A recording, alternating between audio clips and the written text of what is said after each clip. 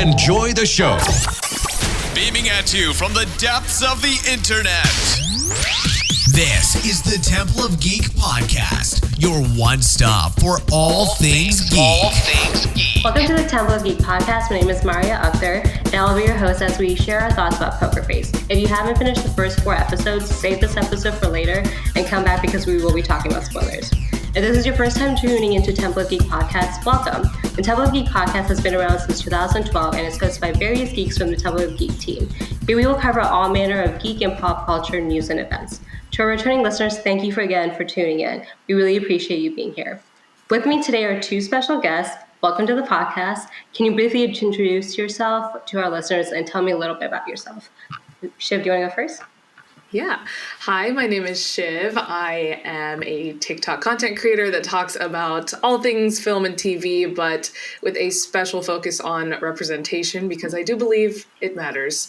I am Indian and I like to focus a lot on South Asian stories and a lot of upcoming movies and TV.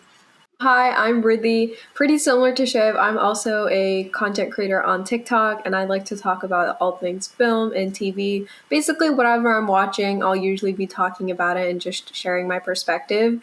I'm a huge Marvel fan as well, so I'll often be discussing things within the MCU, and also a focus on South Asian representation, as I am Indian. And I just love talking about what I watch online and connecting with others, so that's just what I'm here to do, and I'm really excited to be here to talk about Poker Face. Thank you guys for joining. They're both really great content creators. They love talking about movies, and I love hearing their theories. We're all really excited about Rian Johnson's new show, Poker Face. I really like it so far. What are your guys' thoughts? Red, do you want to go first? I think it's fine. I think the first episode, it started out really strong, but as we kept on going into it, it became a little bit slow for me. It's kind of the same thing all over again, just like different people in different places, but there's not a lot of variety so far in what we've seen, so it kind of starts to get a little bit like boring at certain moments, and I got taken out of it. But I will say the main character is very entertaining to watch, and she's probably carrying the entire show so far. But I'm excited to see where it goes. I mean, we're not even halfway through with the 4 episodes, so I'm optimistic for the show. It's kind of the same thing, so it does get a little boring after like the first 2 episodes. That's fair. It is an episodic, like, murder mystery of a week series, so like they definitely keep the formula the same for every episode. Shiv, what do you think? Yeah, I have watched a lot on Peacock, and I would say that this is definitely one of their stronger shows.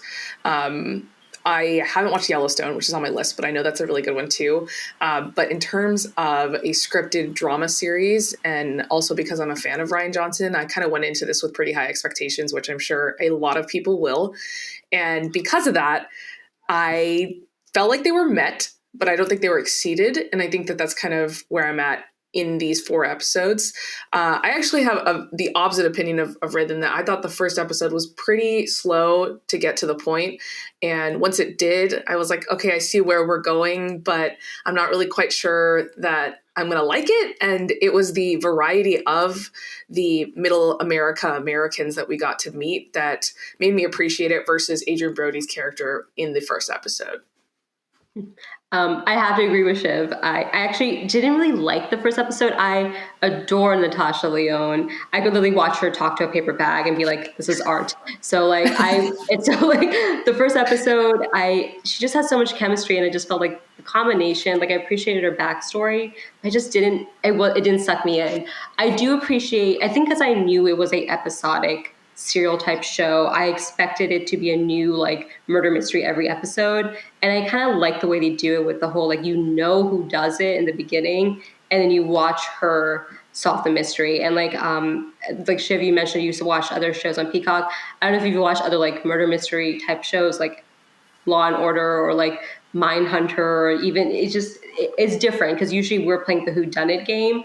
And I really appreciate this about Rian Johnson's works is that we always know who does it, like especially with like the Knives Out series, but then you watch the detective like figure it out through their skill set. So it becomes more of like a character study. So I appreciate that he kept that formula. It's very interesting to see his work like translated into a TV format. Yeah. So I do like it. I do want more, but it did exceed it didn't exceed my expectations, but it met it towards like the third episode. Like that's whenever I really got into it. Do you guys have a favorite episode so far? Because every episode's been so different, and we've watched the first 4. So, Shiv, do you have a favorite episode yet? Yeah, I really liked the second episode. I think I'm biased because I love Megan Suri, who is a South Asian actress that was in Never Have I Ever, if you're familiar with that show. And I liked the concept of that episode. I think it was like on its own a really strong standalone story. I think that they've all got their unique little perks, right? Because they do feature your everyday average human that has this impulse all of a sudden to do something bad. And I think that I'm not saying that everyone has had that moment in their lives, but at the same time, I think that we can all relate to the fact that we get pushed to this point where we are contemplating, the bad, immoral decisions. And I just like seeing that juxtaposed against the good people in the episodes as well. Yeah. That's actually really interesting. I think the second one was actually probably my least favorite so far. But the first one, I'm on that train. I think the first one is probably my favorite. I don't know. I think because all of the episodes so far have really strong stories, but visually, I think the first episode was the best one for me. I really like the set design there, and even like some of the costumes, like the colors were popping in that episode. And I like watching things that are both like visually entertaining, but also like have a good story. And I feel like when the first, second, the third, fourth episode, they're like, they're all murder mysteries. They all play out differently in different motivations, but they are very like similar at the end of the day in the sense that they're murder mysteries and the format's the same. The first one stands out to me because it is visually the best episode I've seen so far and the one that really drew me in. And I also think I like it because it is specifically focused on Natasha's life, and I really liked, seeing her. Not Natasha, Charlie. Natasha's the actress. Natasha's the king. Yeah, it's fine. I go back and forth and calling her Natasha Leone. Yeah. She's always playing like a very similar character, so I completely understand that. Yeah. So I think I really liked it because of that. Is because it is part of like Charlie's life, and I visually also really enjoyed it. So I think that's why I really like the first one compared to the other 3. Yeah, I'm really glad you brought up the first episode because for me, the biggest thing about the first episode is it's like you figure out why she's good at what she is, right? Because she doesn't have any actual training. Usually murder mysteries, there's like Benoit Blanc is a trained detective, but Charlie is just really good at poker. And her thing is that she's a human lie detector. And I was like, okay. And I actually rewatched the first episode. I'm just like, all right, it's telling me the second time. But when I was first watching it, I'm just like, that's it. She's going to be able to like pick up when someone's lying and then solve murder mysteries. But like the story is very like it's very compelling because she's someone who has a strong moral compass, who cares about people and just knows when someone is lying. And she even says, she's like, it's not helpful. It's not when I'm playing poker. But then you see her watch, like you see how her like journey through like, trying to run away from Benjamin Bratt's character, who looks great, by the way. He ages very well. In that process, she like meets all these people and then just picks up on when they're lying and then goes from there. So I thought that like the first episode is really important in the sense that like you get an understanding of like why this person became a detective. I don't know how you guys felt about it because I was like back and forth because it's like usually when it comes to murder mysteries, it's a highly trained detective. But here she is just like an everyday person. So do you guys feel like the backstory was strong enough, at least in the first episode? Shiv, you guys go first? I would love to see a flashback episode that kind of tells us how she got this, I don't know how they can incorporate that into the current story because it's working very chronologically as she like drives through all these states. But when I first found out what her skill was, I think it was more so a gimmick for me. And then once you actually see her interact with people and you realize it's just social skills, right? It's just being able to read people. As a wedding photographer, I feel like that is something I also have a very great skill of because I've just dealt with so many different types of people. So you just meet them, not that I'm judging them, but you just have a really good way in reading people, right? And it tells you so much about them without actually having to like talk to them. And I think that that's something that I could relate to with her character and why it stopped being a gimmick and more so just like, okay, well, it's actually a lot more understandable that a regular person like this could detect why people are doing these immoral crimes than a detective that's, highly trained. And a gimmick is a good word for it, because like I like so many detective shows, because like there's a whole like genre of this, like Psych, Monk, they always have a gimmick. So that's like a really good word to say. But it doesn't feel gimmicky. Like they're very good at just seamlessly putting it in. And like, Ruth, how do you feel about that? Because I feel like because you do notice that it's like a serialized, episodic, same format. Do you feel like it's obvious that it's gimmicky, or do you feel like it works naturally with what's going on? I actually think it works quite naturally, and I think her personality is one of the reasons what makes the show like so good the way it is the way she like puts things together. Plus, also, like the more I think about it, like the show does really well at just showcasing like the average, like the average person in their daily lives, and then when you put in a character like Natasha, it doesn't feel gimmicky to me. Like it just feels like she's good at what she does, and it's just really interesting to see like just an everyday person be able to like solve crimes and put these things together. And just her just when she's on screen, I'm really drawn into it. So I don't know if that answered the question, but yeah, it just feels very natural to me, and it could be the acting, but yeah, she's just very charming and just a blast. Yeah, I love that like every episode there's like new characters, because watching her work with everyone has been so much fun. I know like the biggest draw for me was the cast, because it's stacked. I will say like the first 4 episodes I was expecting more certain people, but they haven't come up yet. It's to keep us watching, I know, because like we have like Joseph Gordon-Levitt, like Stephanie Soo, Jamil, like all these people. So I can't wait to see her interact with all these people. But watching her like with Chloe Chevy and Megan Shuri, even all of these actresses that we've seen so far, she just works so well with everyone she works with. Do you guys have a favorite interaction yet? Because I really liked her in her 3rd episode. All the interactions she had with those characters were so fun.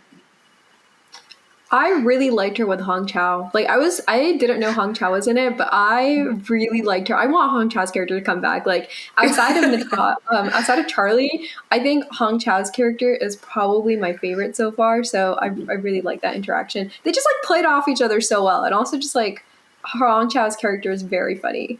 Yeah, and I feel like she got chipped. We like didn't get enough time with her by any means. Yeah. 100%. They didn't even like go back to her after they found out that she wasn't the, like I was like, okay, we couldn't get another cameo again. Like, I don't get it. I was going to say that I think it's like this really, I think only Rian Johnson could bring together all of these types of people. It almost feels like you are playing a board game with different people in every episode. And that's what kind of makes it feel like you're part of the story somehow, like connected into this, because there's always like one of these actors in these episodes that like you either seen in something and connected with, and that's why you're intrigued, or obviously they're like baiting you to watch the rest of the series so that you can watch some of your favorite actors. And also it's like this weird fever dream, right, of like putting them in this murder mystery type of synopsis, because a lot of these actors don't really go into those types of movies, right? They're really heavy drama actors, and it's really fun seeing them like have this entire other aspect inside to them as an actor. I think that's like the best part about this series is like the versatility that they show. If I had a favorite so far, definitely just Charlie. I think she holds her own and is just great on her. I don't know what I was going to expect out of Natasha Lyonne's character, but she just nails it. And I also wouldn't mind if Benjamin Bratt was chasing me. I mean, come on. Yeah, like, he's Asian, like timeline. He looks so good. Like not a day over Mr. Geniality. Not a day over Mr. Geniality. I don't know if I have a favorite like other character though. I think they're all just kind of hitting in their storylines really well. I really liked Lil Rel's character in the 3rd episode. Hilarious. He also doesn't have like a typecast in every movie, but he just gets the comedy right in every single role that he's in. Like I've never seen him miss. So what I really loved about the Little Rel episode was how like it was okay. So again, spoilers because talking about the first 4 episodes, that like at least like with the 2nd and the 3rd was like, or the 4th was like, okay, you didn't expect them to be this mastermind planner. Like they just kind of ended up doing this. But with Little Rel, there was like this like actual elaborate plan, because like he was in on it with a wife. I can't remember her name.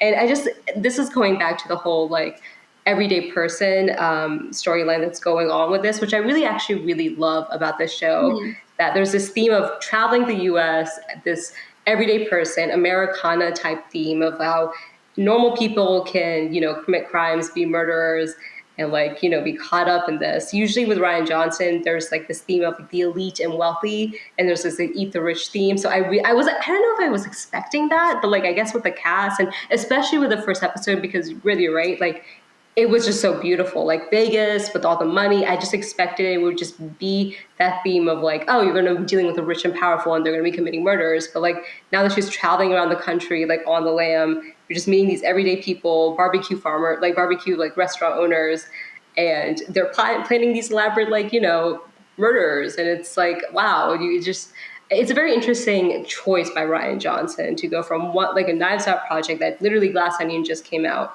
to do this. And it really just shows, I really appreciate that he went for this.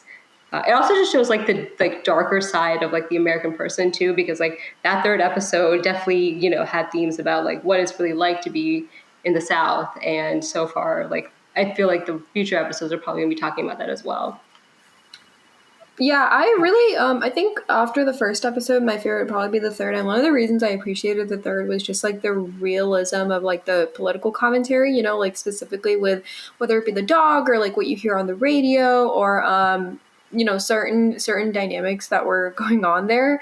I think I really appreciated the third episode for that, because you definitely pick up on it, and it's to some extent, like, it can be funny, like, calling the dog fascist or something, but then you realize, like, that's the lived experience of, like, these people who are in Texas, and it's really crazy when you, like, when you grow up in a completely different environment, like, you hear about it, but I think it's really important to see things like that depicted in media, because like you said, it's an Americana theme, and so it has to stay true to the setting.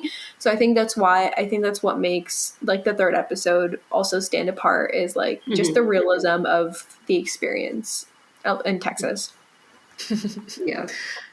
I also think that in the first actually everything minus the first episode, the victims of every single one, they all had these like dreams and aspirations to become something else, to better themselves in some way, right? In the second one, I forget his name. I don't know the actor's name either. The subway guy. Character.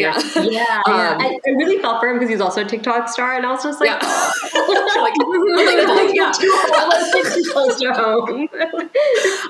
but like obviously he wins the lottery and he wants to like further his life in that capacity, and also even on TikTok he's trying to like change and better his life. And in the third one, the guy the pit master wants to become vegan and again change his life. And that fourth one, remind me what the fourth one is. The heavy metal guy. I felt for the drummer because he's the one that like really admires that song. Yeah, exactly. Yeah. Even though the song ends up being copyrighted anyway. But I think he used fast food sayings to write the lyrics, which is genius, by the way. Yeah. Genius. That's how we come up with our next username, is just looking at exactly. But I really liked that theme that was consistent so far with just those episodes. I don't know if that's going to continue further on into the series, but moving on from that first episode, I do feel like that is that like needle and thread that has now like stayed through the entire series so far. Yeah. Well, so there's also like that backstory that she is being chased. I'm gonna be honest with you. I feel I kind of forgot she was being chased. Like I was like, and I think in the fourth episode he comes back, and I'm like, oh yeah, she's being chased across the country. Do you like? How invested are you in that part? Like, because I could watch her just travel across country, solving murders like the way she's going. And I know she eventually has to get caught, but like I'm okay with her not being like. I don't need a finality of that storyline by the end. I don't know how long this show is going to last, but we have 6 more episodes. So how do you guys feel about that running storyline?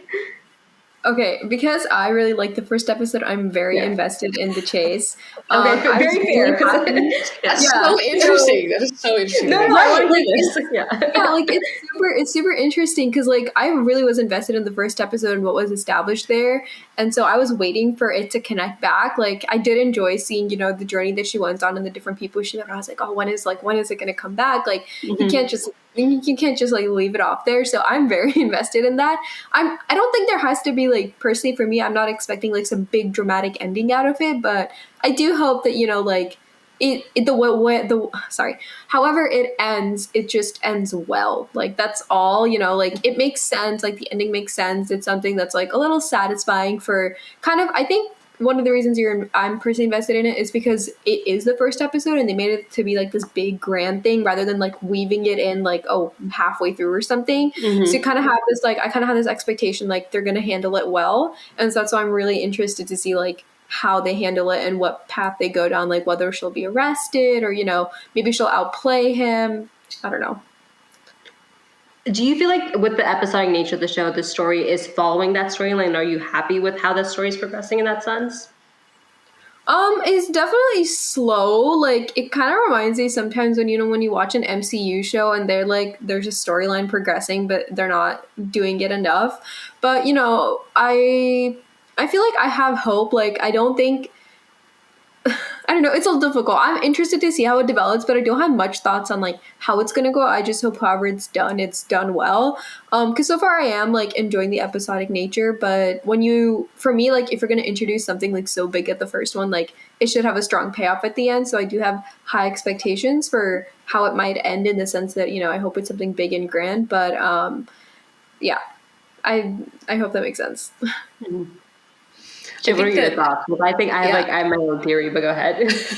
I agree in that, like, I don't think they're weaving it in properly enough for people to be vastly invested in it, right? Like, it's just kind of popped up like here and there in these last 3 episodes, so then you almost do forget that he is chasing her, other than the fact that she is dealing with like bodily situations that are happening to her, or a mental state maybe that's, you know, she's in because she knows that she's being chased, like in that 4th episode when she's on TikTok.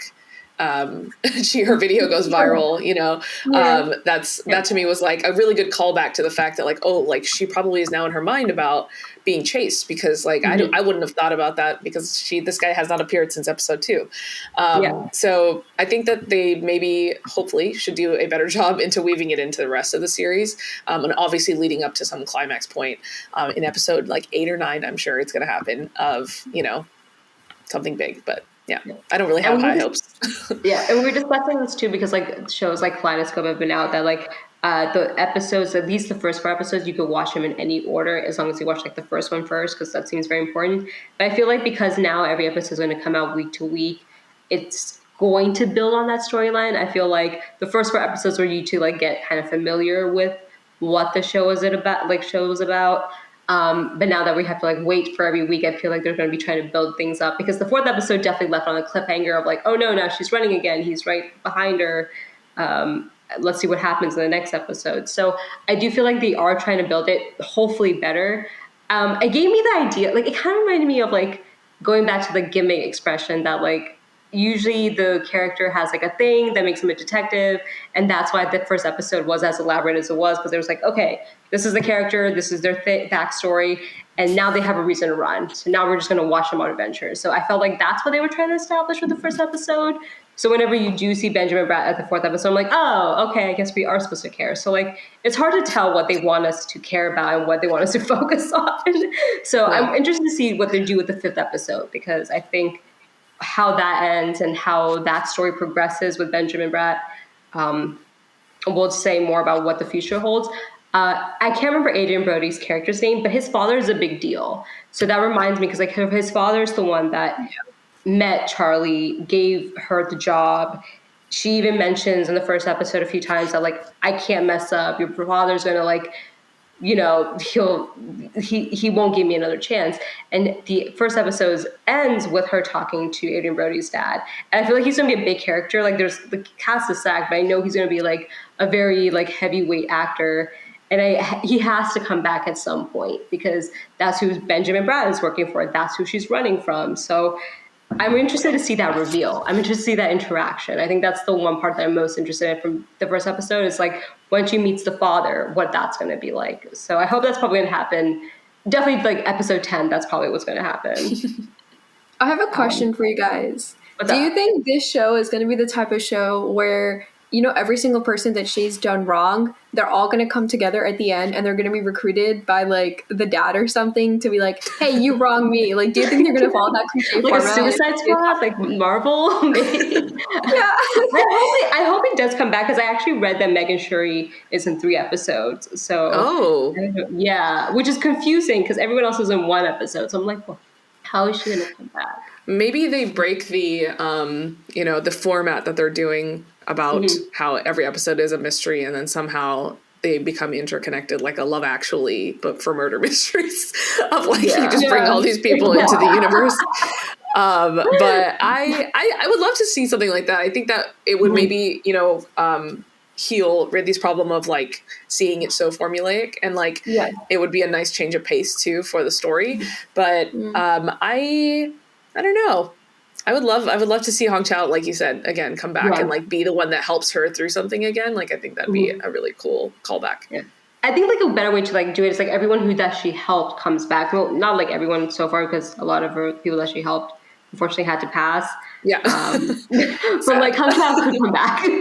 Yeah. So, but I was gonna say, I feel like the heavyweights of like the cameos are still up and coming. So I would really love to see the storylines. I also just like love how unique every storyline is. Like the first one was very like quintessential. Okay, you're like at a rest stop, you have a car problem. You get Subway, like those are the workers, at the gas station. The second one with the barbecue place, the third one with the rock band. So I'm really interested and excited to see like the way they have depict America so far, like the way with the actors that are coming up, what they're going to do with the future storylines. So I will say I'm more excited about the episodic episodes and the mysteries for the future. I'm interested to see how it ends, but I'm also like just excited about the new adventure that she's going to be on. And I think it's partly because. Sorry, go ahead. I was going to say, it reads like a book to me, in that, each chapter is obviously, again, a self-contained story. And I really like the way that he plays with time. Because obviously as an audience member, you are finding out the murder from the murderer's perspective most of the time in the starts of the episodes. And then it kind of forays into where Charlie fits into this story in the timeline. And then also how she then uncovers, again, peels back these layers, glass onion, to get to that solution, or, who done it kind of thing. Even though you already know who done it, it's more of just like how this person is so like new to the situation and how she's kind of figuring it out. Yeah. So the way that they do that is really, really, I think, the best part. I really love that part, because I really love the fact that we're not focused on like figuring out the murder. We're just kind of focused on reading the character like she is.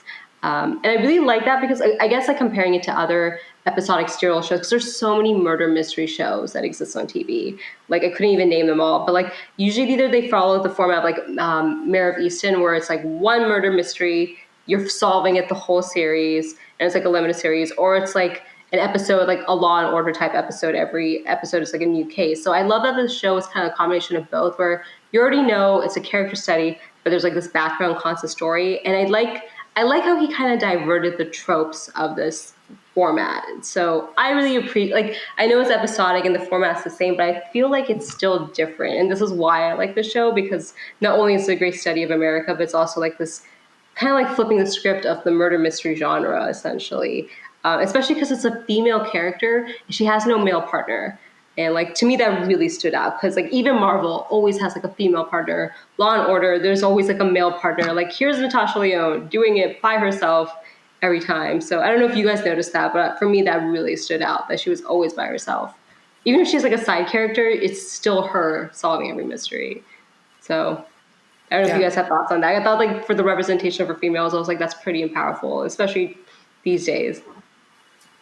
Yeah, I agree. I think it's really nice to like see just, a female on screen and like just kind of doing what she knows and kind of going through the ins and outs of it. I also want to add, like, visually, sometimes the aesthetic reminds me so much of Once Upon a Time in Hollywood or like a Tarantino film. I don't know why, but I'm watching it and like the colors and like the design that's used, it was just giving me Tarantino. Anyways, that's like totally kind of off the rocks. The other thing I also wanted to discuss is what you're talking about, like specifically focused on how she's solving the case, because I think that's where the show does stand out, even though it's formulaic. I really like the way that it sort of serves itself as a character study, but also as a whodunit when it's focusing on Natasha and her solving the case and less of like the murder motivations. Because sometimes I feel like when I was watching the show, it was kind of hard for me to pick up on like why the murder happened, but I was like so convinced about the murder because the way she solved it and explained things and like seeing her going through the journey was definitely like the highlight of it rather than like figuring out like, you know, the people involved in it, if that makes sense. Mm-hmm. Yeah. I noticed that he does that with Knives Out as well, like the series. Yeah. Like you kind of know what happens. Sorry, Shiv, I'll let you talk to.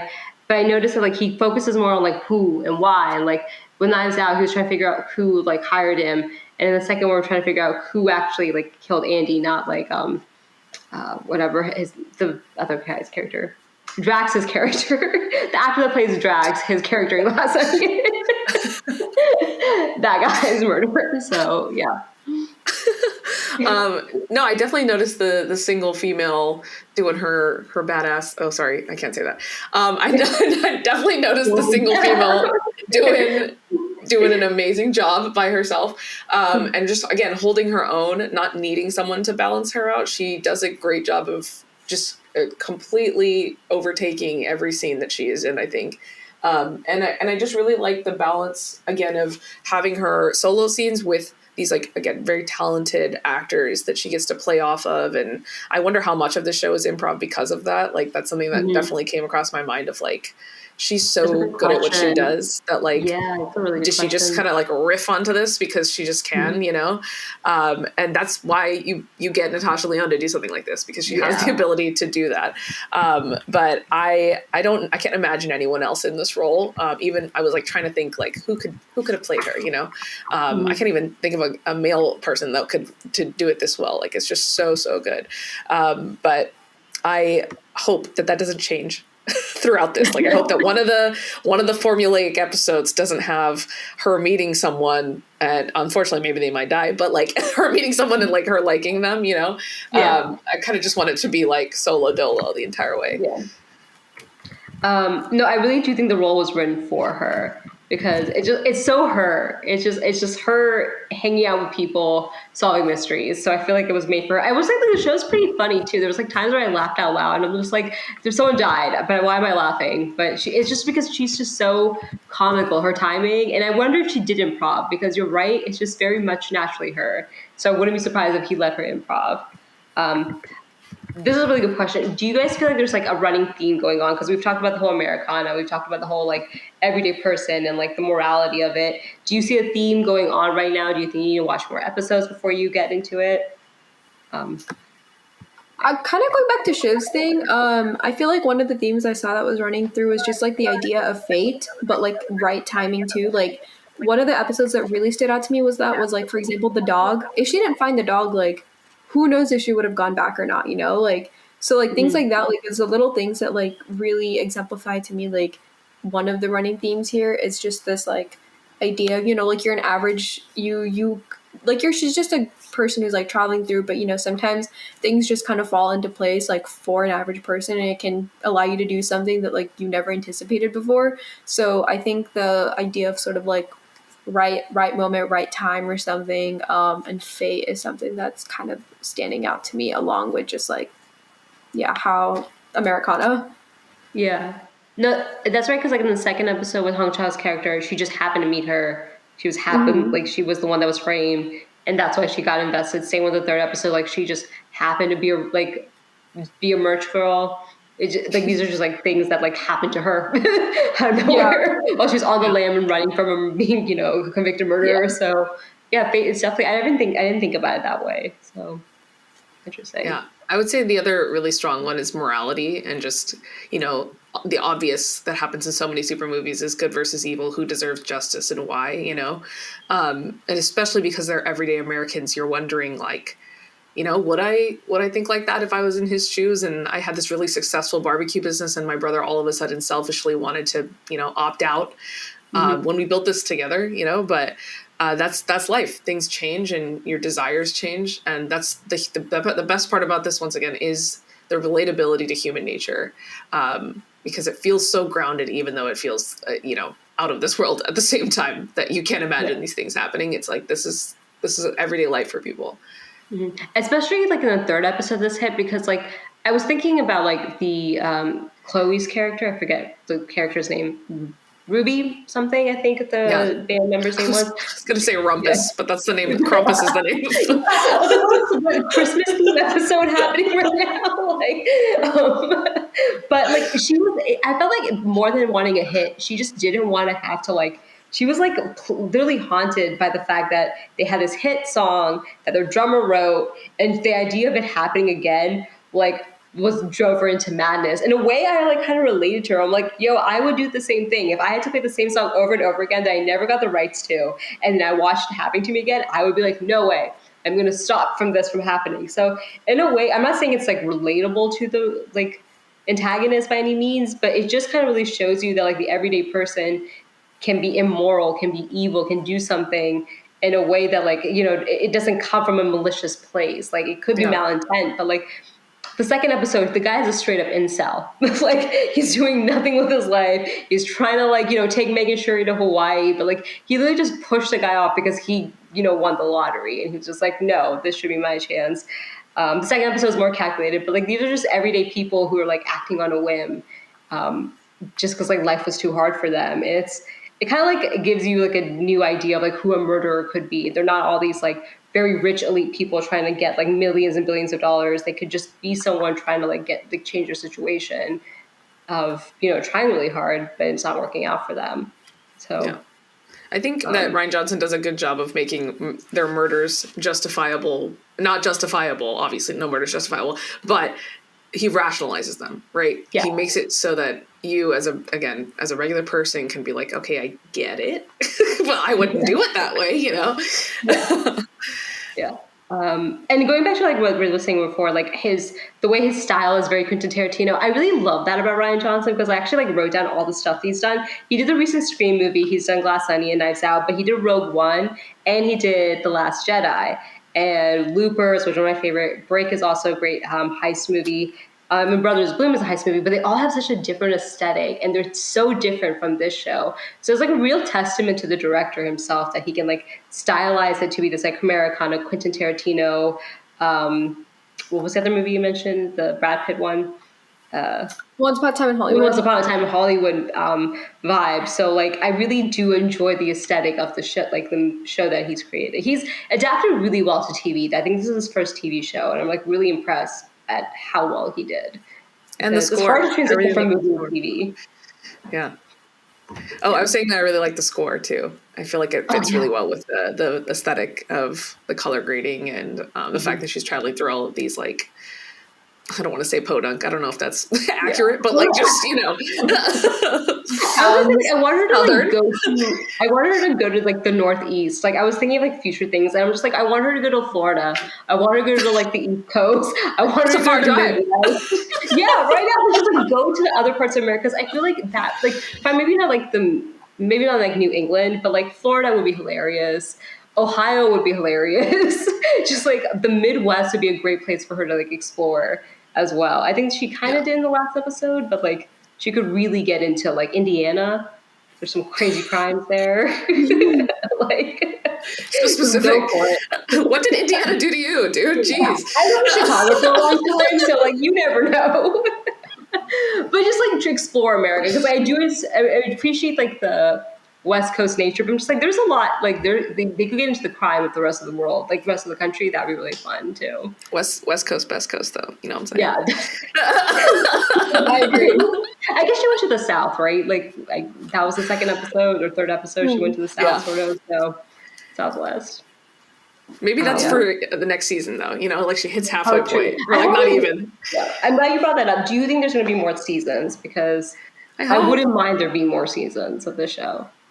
I think it's a little hard to tell since we haven't even seen half the show yet. Like, I don't know how it's going to end, so I can't really, like say, like, you know, if they keep the same consistent format of, like, she just goes and, like, solves murders, like, I could see there being a second season, but if it's, like, something that's, like, you know, if everything that we've seen so far, like, connects towards the end and there's, like, a bigger story going on, you know, with whatever happened in the first episode, it's interesting to see like what they would do in the second season. So it's a little difficult to tell like how they'd approach it since we don't know how it ends yet. Yeah, but the possibilities though, I feel like are endless, right? Like I said, it's just like this mix and match of like getting whatever actor he wants to like join this series. I think that, like I said, because I feel like one of Peacock's stronger shows, it should get a second season if they're smart, that it should. Also, having Ryan Johnson on the roster on a Peacock TV show, like that's great money for them. So I think that it's like smart decision after smart decision, you know? So I think that they'd really have to get a really good cliffhanger in the end of this season to make people want to continue, because if they, I also think it should be like parentheses, right? Like where in that first episode we got Adrian Brody's situation. Like I think that they're obviously ending it with that, but then giving us a new big bad so that we know that that's the person that's maybe chasing her. Or that's, again, maybe a backstory that we get into her life, and it's all flashback episodes or something, you know, like something like that would be viable. But I don't know if just continuing these murders would be like the way to go. And unless they completely lead into the episodic nature of the show, which is like Peacock doesn't have that, I will say. Like because we keep bringing up the other strong shows, like The Resort is another show that I believe we both watched, and like I think that was really strong, but that was a limited series, and it's like I don't think Peacock does like serial episodic seasons, and I'm just like, if they wanted to, I feel like they could. So I guess like my selfish nature is like I think they should do season 2, because like if they really wanted to make this into like an episodic serial show, like I mean every other like streaming platform has one. Peacock could do it with this one if they really wanted to. But it depends on Ryan Johnson. I feel like he's so busy that it would be really hard for him to do a whole other season. So we'll see. Because I'm sure Knives Out 3 is coming out. But I would love for them to keep going with this, because I feel like they've really tapped into like an unexpected like hit in a way with the episodic nature of this. Any other thoughts or like things before we like wrap up soon? I don't think so. I think we covered a lot. And do you have any predictions for the future episodes? Because I know it's still the beginning, but okay. Actually, I was gonna say, before we get into like predictions and what you guys want to say, is there like, because there's such a stacked cast, I know I have like a bunch of people that I'm really excited for. Who are you like most excited for still? Because we still have 6 episodes and we still have like a bunch of people still coming into the show. I'm just excited to see Joseph Gordon-Levitt. Yeah, me too, man. I also think like Joseph Gordon-Levitt and Ryan Johnson are like such a great team. So I cannot wait to see what he's going to do. I need to see him on screen. He better not be like voicing something again, like a dog. No, I think he's actually on screen. Okay, he was in the trailer, wasn't he? That's great. Yeah. I'm so excited to see Stephanie Sue. I really want to know. Okay, so I don't know if you guys saw the Twitter trend, but like everyone was like naming their ideal audience for like the 3rd installment of Knives Out, and I swear Stephanie Sue was on everyone's list. So the fact that she was on like in Ryan Johnson's like next show, I was just like, oh my god, this is literally like the manifestation of everyone's like fan cast for Knives Out 3. Yeah, I'm excited to see her too. I don't really know anyone else who's coming in though. Like, who are the other people? I just Googled it. I can tell you. Thank you. Yeah, you're good. Jamil. Very excited to see that. You have, I don't know who this is, David Castaneda. Don't know, sorry. The guy from Umbrella Academy, I think. Okay. He's very attractive, so sure, I'm excited to see him. JGL, we already talked about him. Charles Melton, who was in Riverdale. He's from Riverdale, yeah. I forgot that he was going to be in this too, yeah. Also, once again, attractive, so I'm excited to see him. We saw him Sex Lives of College Girls? No, was he? No, that's the other one. I would love that. I would have loved that. Would have been a great cast choice. Yeah. I actually talked about that. I want more Asian men in. I think he's half, but I want more Asian men in Sex Lives of College Girls. Anyway, sidebar. Yeah. But Luis Guzman, Ron Perlman, Tim Meadows, Stephanie, obviously. Yeah. I would love to see what Jamila's character is going to be. I want to know if she's good or bad. I think that's the other cool part, is that you don't know how they're affiliated, you know, like they could be villains and heroes, you know, so that's interesting. Going back to the, like, because we're talking about, like, and we had quite a diverse cast list, I do appreciate the fact that, like, because they're showing America, it's a pretty diverse cast. Like, maybe, like, the representation could be better here and there, but at least they're showing diverse stories. Like, Megan Shree just existing and being a goth girl, I was like, yes, this is what I want. I want more South Asian goth girl just existing. Yeah, So, seriously. I appreciate that. Yeah, that's true. That's also something I noticed because I was like the first, like that's what I think also what made the third episode so strong is the fact that like it was like two black people in the lead. Like it was so I appreciate also like the diversity within the cast, and he made very intentional to do that because like everyone says America is a melting pot, so it's important to have that. Yeah. Yeah, I was just saying, like, it could be like the fourth episode. I was just like, this is like a lot more white people than usual. And, like, I just noticed that. I was just like, wow, this is because I mean, it was like in a metal band in the Midwest. So I was like, okay, this makes sense. Yeah. And I think it's also, again, a balancing act of trying to portray diversity and their lived experiences within the diaspora of people that we have here, but also making it relatable to a point where you can still understand why she wanted to steal the song from this guy, right? Like that's again, impulsive human nature type of thing. So. For sure. And I would love to see like Natasha Lyonne interact with Stephanie Sue because I know she's gonna be great with Jessica Gordon-Levitt, but I just like being with those like type of personalities. I'm really excited for her to see what they're gonna do with that. Yeah. I'm really excited that they picked Natasha Lyonne for it. I don't know if you guys saw the show Russian Doll, but she kind of has a similar like type of vibe, and this is like even better. So yeah, any like kind of cast and how they're like set up, I'm excited for. So any other thoughts, any other predictions about the show? Anything that you guys want or don't want? Either of you, with whoever can go first. I feel like we kind of touched on that in the beginning, right? It's like it'll be interesting to see how it ends, like how much of the overarching storyline will play into it, or will it be more of an episodic nature? I think it's just interesting to see like how it plays out in that sense. How much are they going to stick to the format, or how much are they going to start retracting and connecting it to bigger things? I think that's what I'm most curious to see how it plays out. But no, not really any predictions yet. Very fair. I would love to see a Rian Johnson cameo. I know it's a very specific ask, but how Natasha Lyonne how Charlie was a cameo in Glass Onion. I thought that was like a good like little connecting, dot for this one. Yeah. Did you guys also notice that like I think in the first episode, the guy that plays like Benoit Blanc's like side character and the guy that plays the random guest in why am I blanking on the name? In Glass Onion? In Glass Onion. He's also the officer in the first episode. We did not. Yeah. No, I know who you're talking about because I saw a recent video about like in the first episode, he's the one that's like really excited about the Knives Out theory author. And then the second episode, he's like the random house guest that's just like hanging out. I don't know if you guys knew that they were both the same character. So I didn't know that Rian Johnson loves Easter eggs and cameos like this, but like since Knives Out and since this show, I've just like started picking up on the fact that maybe a lot of these cast people are going to be in his like third Knives Out installment. So I'm really excited to see how this cast and like this show is going to like tie in with Knives Out and future Rian Johnson projects, because I feel like he has like a running theme going on now. Yeah. I don't need it necessarily. Like, I don't think it all needs to connect, but like, I just like the cameos. I think they're fun. It gives like, again, people something to get excited about, Yeah. But I agree. Like, I don't need it. I just like, I appreciate the fact that it's happening and I just want to note it.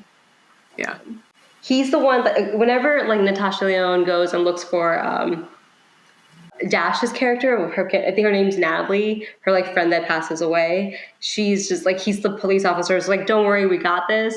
That he's like a reoccurring actor in all of Rian Johnson's like performances. So whenever I saw him in the first episode, I'm like, of course you're here. You've been in every movie so far of his. Yeah, that's like that one guy in Sam Raimi's movies. I don't know his name, but same thought. They really love the same actors. Any other thoughts or anything before we leave? Because if I forgot something, if you guys wanted to talk about anything. No. Yeah. I'm excited to see how this plays out. I really think it's a strong show. And also very accurately timed with what's trending right now. Like everyone really loves, I mean, even last year in theaters, we got a ton of murder mystery movies. We also got that one Apple TV Plus series that was a murder mystery that's getting a second season. So I think that this is just like a genre. What's it called? Is it Search Party or like not Search Party? Something party. After party. There we go. Yeah. Yeah. That was fun. Which is obviously, that's way more comedic, I think, than these ones. Yeah. But like, it's just really nice seeing ensemble cast. First of all, that's one really major trending thing, is seeing big ensemble cast movies, TV, and also this genre that's like obviously very exciting for a lot of people because we all play escape rooms or we all like the anticipation of a murder mystery. So I think that it's like a really good combo. Mm-hmm. Yeah, wait, I also noticed that too, like there was a lot of whodunit films last year, like in the genre. So it's really interesting, and it's like nice to see like it being I don't watch probably as much TV as you guys do, so it's like my first like really like episodic murder mystery show I'm watching. Minus one, my dad used to watch one on Netflix, but it was actually based on real life cases, so I don't remember what it was called though. But yeah, like I think it's really interesting to see like the current trend of how many like more whodunit films and shows we're getting, so I'm excited to see how it plays out. And it's crazy because that stems from like our fascination with true crime, right? Like that's how this trend became a thing, is after you see all these docs on Netflix that came up about true crime, that's when Knives Out came out and everyone became obsessed with it. So I think that this takes the like that heavy nature that true crime has and kind of like makes it a little bit lighter so that everyone can consume it. And like that's obviously a way better way to consume crime-related fiction. Way better way to do this. It's actually funny. Like, I'm glad you brought that up, because that's why I asked both of you, because I know that Shiv watches a lot of TV shows, but I know you love film. And like Rian Johnson's like, he's murder mystery, but he's a film director. So I really wanted to see, like, as a film enthusiast, how he adapted. And then just someone, like, just because there's not just true crime, but there's just so many murder mystery episodic shows. Like my dad watched like an old British murder mystery show too. So I feel like this is a nice way to like revamp it, not just like with a murder mystery genre, but like there's always like a dark nature to murder mysteries, like with Mindhunter and True Detective. So I like that there's like a comedy and darkness to this. Like it's realistic, but funny in a way that's like relatable and kind of also like self-reflective of like the nature of the world these days. So I'm really appreciative of what the show is trying to do, because it's taking the genre that's like very well established, but doing it differently. And I really like the ensemble cast, but I like the ensemble cast changing every episode. So it's like a series. It really feels like a novel. Like it really feels like a Nancy Drew series, CW type show, but for adults with, more aged, attractive actors. So I don't know. I agree that this is Peacock's stronger show. And like, I'm very pleasantly surprised with it. I didn't know what I was expecting. I think I was like nervous, cautiously optimistic, but it's definitely one of my favorites so far with Peacock. I agree. And I think it really speaks to Rian Johnson's ability to, like we've been saying, to revamp the murder mystery genre. Because one of my biggest things with Knives Out is I don't like it for the way that it tells the murder mystery stories. Like it's very intentionally predictable, which is like the complete opposite of what you'd expect when you're watching a murder mystery. But the way Rian Johnson is able to take that aspect of it and like flip it and be like, like I'll make it predictable, but I'll add in like other things like social commentary or like make the characters really entertaining. And that's what makes it fun to watch, is that it's a murder mystery, but it's not actually the murder mystery that's like the strong part. It's pretty much like everything else. And I think that's what I really appreciate about like both the Knives Out series, and you can really see it in this show by the way that it's formatted. It's like it's not the murder mystery, it's more of like the interactions and like the character you're following. It just happens to be set, in a murder mystery style. Yeah, and I feel like as a culture of being so obsessed with spoilers and not things being spoiled, but Easter eggs and such, I love that he does this, because like I know that we exist in Marvel and DC spaces where everyone's like so obsessed with spoilers and people are not talking about them. But at the same time, like Rian Johnson literally spoils it for us by telling us who did it. But then he's like, but you have to watch the movie still, because the rest of the movie and like the development of the characters and the point of the plot is still really important. And I really love that about the Knives Out series, is because it's not a whodunit. We're not focused on who did it. We're focused on like why. And I was wondering how they're going to adapt it into a show, but he did it really well in a way that I was never expecting. So I guess I'm more pleasantly surprised about the show than I thought I would be. I also really, side note, I also really like the fact that we see the story play out and then we see Natasha Lyonne's character part like develop into it. Because for the second episode, I'm just like, why am I watching these people? Like, Why should I care? And then we see like, oh, she's been there the whole time. And I love that they keep doing that in every episode, that she's been there the whole time and we never knew. And then we find out like, it's like watching the same story over and over again, but you're watching it from like different perspectives. So I really like the change of POV throughout it. So where can we find you? What are your socials? I guess I can go first. My socials are just Movies with Riddhi on TikTok and Instagram, and just Movies with Rid on Twitter. And that's where you can find me. I'm just on TikTok at Shiv, SHIV.ALRY. This is going to wrap up our episode of Temple of Geek. We want to thank everyone who tuned in today, specifically our guests for being here today. If you have any questions or comments, feel free to hit us on Facebook or Twitter by using the handle Temple of Geek. Do you want to check out some of our other episodes or shows? Why don't you head over to templeofgeek.com, where you can find all sorts of content that pertains to the world of geek. Please follow us on Twitter at Temple of Geek. Follow us on Facebook at facebook.com/Temple of Geek. And remember to visit templeofgeek.com, your one stop for all things geek. Goodbye. This will conclude our transmission.